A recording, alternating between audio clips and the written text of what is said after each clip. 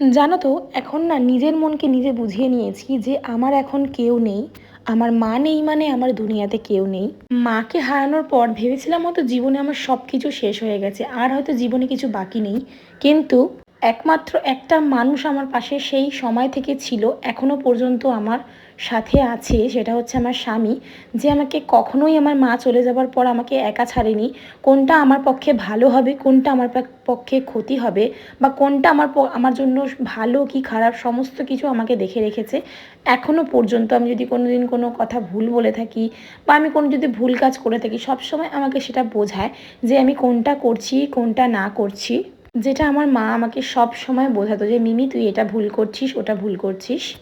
কিন্তু মাকে হারানোর পর যে আমি এত ভালো একটা শ্বশুরবাড়ি পেয়েছি, এটাই আমার জন্য অনেক।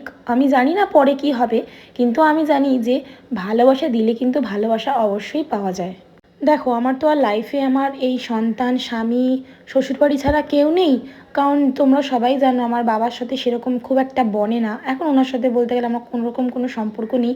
জানি না পরবর্তীকালে ওনার সাথে আমার আবার সম্পর্ক ঠিকঠাক হবে কি না, হলে তো তোমাদেরকে অবশ্যই আমি জানাবো। কিন্তু এখন আমি আমার সন্তান স্বামীকে নিয়েই ব্যস্ত থাকতে চাই। আমি আর ওইসব ঝামেলার মধ্যে পড়তে চাই না। কারণ গোটা 2 সপ্তাহ ধরে মানে আমার কোনো কাজে মন বসছে না, খালি ঝগড়ার কথাগুলো মাথায় আসছে। না আমি কিছু খেতে পারছি, না আমি কিছু করতে পারছি, না আমি নিজের কাজ নিজে ঠিক মতন করতে পারছি। কালকে বিশ্বাস করবে না, আমার মাথা এত যন্ত্রণা করছে, সারাদিন ওইসব কথাগুলো মনের মধ্যে আমার ভাসে। আর এত পরিমাণ মাথা যন্ত্রণা করছে, গা গোলাচ্ছে, বমি বমি পাচ্ছে।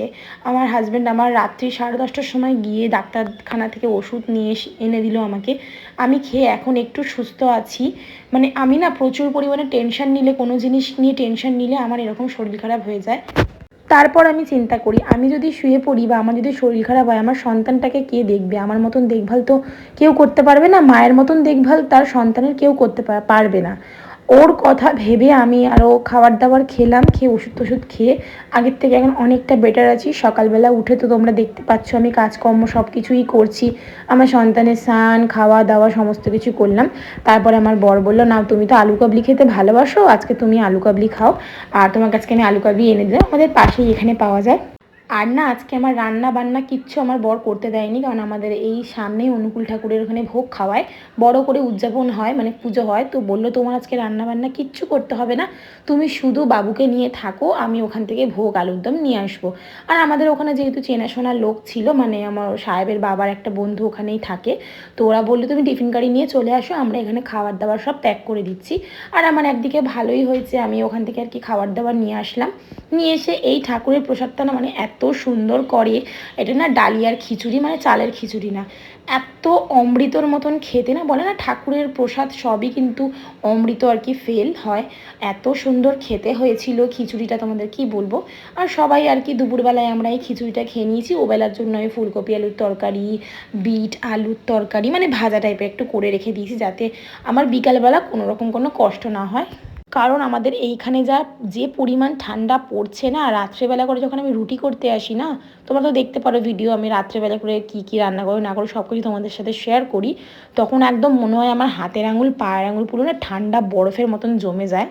এই জন্য আমি ওবেলার রান্নাটা এবেলা একদম করে রেখে দিয়েছি। ওবেলা শুধু গরম গরম রুটি করব সাহেবের জন্য, যেহেতু আমাকে রোজই রুটি করতে হয়। সাহেবকে তো জানো রাত্রিবেলা করে কোনো ভাত জাতীয় জিনিস আমি খাওয়াই না, কারণ ও যেহেতু ছোটো, ওর ঠান্ডা লেগে যেতে পারে। ওই জন্য আমি ও ছোট্ট থেকে, যখন থেকে ও 6 মাস বয়স, তখন থেকেই সাহেবকে আমি আটা রুটি খাওয়াই। এটা ডাক্তারেরই বলা আছে, ডাক্তারই ওকে বলেছিল যে ওকে ভাত এখন দেবে না, ও যতক্ষণ না 3-4 বছর বয়স হচ্ছে। যাই হোক, আমার ভিডিওগুলো তোমাদের কেমন লাগছে তোমরা অবশ্যই কমেন্টে আমাকে জানিও। আর আমার ভিডিও ভালো লাগলে তো লাইক কমেন্ট আর শেয়ার অবশ্যই করো।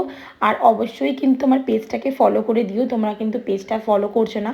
ঝটপট করে পেজ ফলো করে আমার 27,000 ফলোয়ার করে দাও। টাটা।